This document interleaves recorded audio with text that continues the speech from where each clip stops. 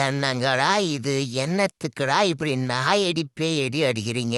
இப்படி one சைடாவே game போயின்னு இருந்தா பார்க்க வெறுப்பா இருக்குமா இருக்காதா? இது எல்லாத்துக்கும் காரணம் யார் தெரியுமா? இந்த பையன் அபிஷேக் சர்மா தான். எதுக்குடா பையன் இப்படி கொலவெறி தாக்குதல் நடத்துற நியூசிலாண்ட புடிச்சு இந்த பையன் இதே மாதிரி ஒரு 2 வருஷம் ஆனான்னு வைங்க, ஒரு பையன் இனிமே பவுலர் ஆக மாட்டான். என்ன குத்துறான்டாயா அப்பா! நியூசிலாந்து பவுலர்ஸ்க்கு என்ன பண்ணணும்னு ஐடியாவே இல்ல. எப்ப ஐசிசிய எதுக்கு ஏன் இந்த T20 வேர்ல்ட் கப்லாம் நடத்திக்கின்னு டைம் வேஸ்ட் பண்றீங்க?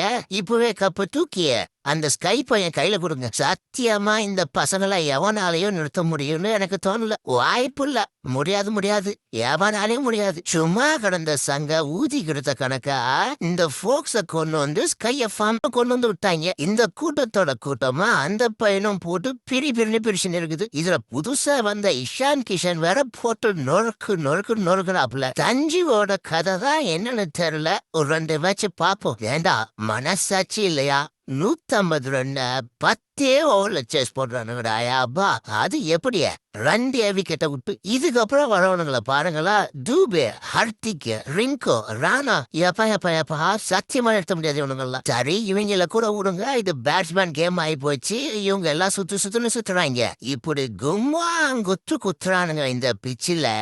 ஆனா இந்த பையன் பும்ராவை பாருங்களா, 4 ஓவர் போட்டு வெறும் 14 ரன் கொடுத்து 3 விக்கெட். ஏண்டா மனுஷனாடா நீலா? ஏதோ கேம் விளையாடுற மாதிரி போட்டு பிரிக்கிறானுங்க. சத்தியமா ரொம்ப போர் அடிக்குதுடா ஒன் சைட் கேம் பாக்குறது. யாராவது இந்த பசங்களை எடுத்துங்கடா. சரிங்கடா அப்பா, சப்ஸ்கிரைப் பண்ணாத பாக்குற தெய்வங்களா கொஞ்சம் சப்ஸ்கிரைப் பண்ணிடுங்க. ஏன்னா அடுத்து நம்ம பேபி ஏபியோட வீடியோ வந்து இருக்குது. அதான்